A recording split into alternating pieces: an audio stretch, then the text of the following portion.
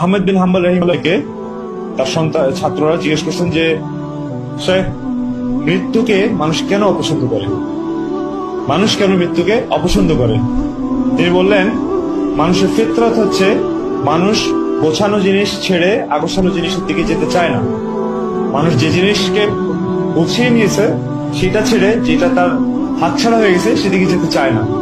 যে ব্যক্তি তার দুনিয়াকে গুছিয়েছে আর আখিরাতকে বিগড়ে ফেলেছে, সে ব্যক্তি স্বাভাবিকভাবেই গোছানো দুনিয়া ছেড়ে বিজ্ঞানের দিকে যেতে চাইবে না, এটাই স্বাভাবিক।